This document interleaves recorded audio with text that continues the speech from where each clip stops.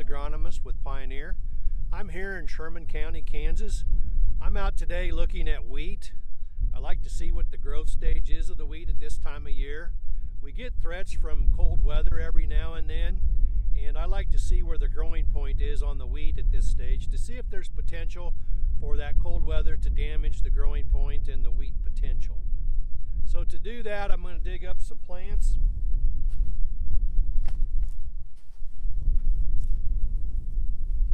I'm going to use some of the bigger plants of the field. I'm going to take them inside and I'll show you how to find the growing point, and we'll talk about what the potential for injury could be if the soil temperatures do get low enough here come over, I think it's Sunday afternoon, Sunday evening.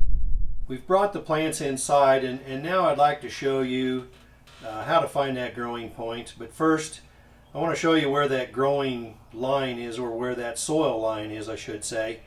And as you look down at those plants, you can see that there's a kind of a transition zone between the green and the white. And where that line is approximately where that soil line is. And when you look at that clump over on the very far left, some of that very loose topsoil has fallen off, but that shows you where that green starts, and then the white is going to be below that. So when you pull up those clumps of wheat to check for the growing point, kind of think that right in that transition zone from the green to the white is where that soil line is. So now let's take apart a couple of these clumps and let's choose the biggest stems, and we'll slice those open and I'll show you where that growing point is. So when you evaluate your wheat to see where that growing point is, I like to take and pull the plants apart and get individual plants and the tillers. And normally I like to separate out the bigger plants or the bigger stems and put the smaller stems aside. The bigger stems are going to have an advanced growth stage compared to the smaller tillers, just because of the time of growth and all. And as we think about what freeze damage could do, it's going to affect the bigger plants first, because as we estimate where the growing point is and check to see where it is, we start to get the freeze damage when we've started the joint process and we get that growing point elongated and above the soil line.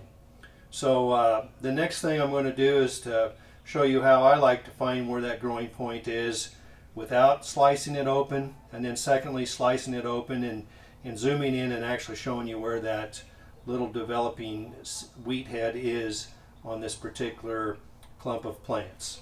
So what I like to do is take the wheat plant, and if you take it and you firmly grasp it and pull it forward, you can feel where that growing point is.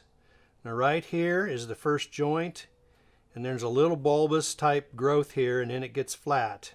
So that growing point is going to be right into this area. So the next thing we do is we take a sharp knife and we cut the roots off, and then we slice this plant open. So I'll get it started. Let me just put it down so I don't cut myself, and we'll slice it open.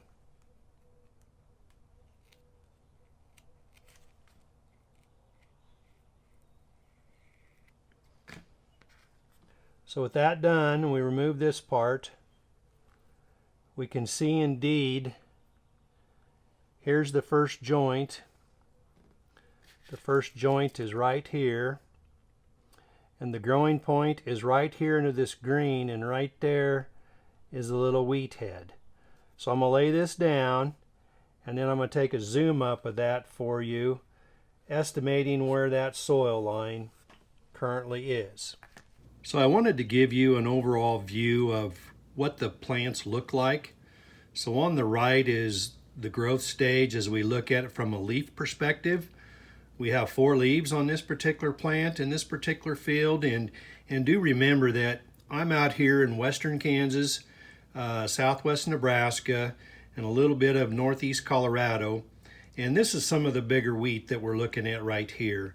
We have a lot of wheat that's probably a week or so behind this, so I'm looking at some of the biggest wheat and looking at what that potential could be for a potential freeze injury to probably some of the plants, but not all the plants, and again, depending on the duration.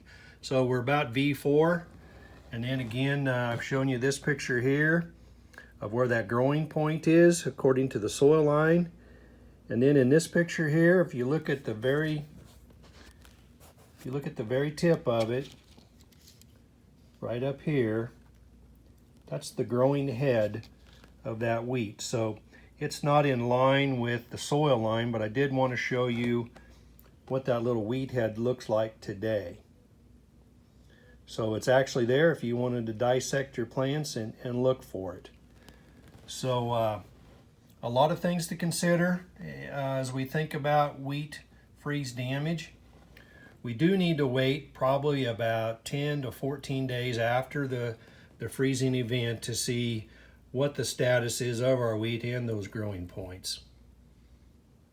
So as we talk about the temperatures that it takes, so for tillering wheat, we can normally get down to somewhere in that 12 degrees before we're going to get some real injury.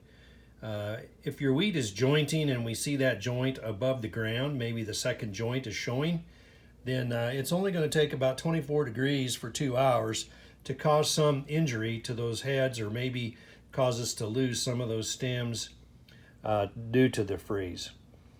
So as we move forward, there are some good resources to look at. Kansas has some good publications, so I'll show some information on that you can go to and copy that information off, or those booklets, and use it as you assess your fields, and if there's potential for damage, or if we indeed get that cold temperature, what the damage potential might be for your growth stages. I'll cover this again later when we see what's happened and we give it a few weeks to identify some of the freeze damage out in our fields here in the western part of Kansas. That concludes this Pioneer Agronomy video podcast. Visit our page on pioneer.com and follow us on Twitter and Facebook for more agronomy insights.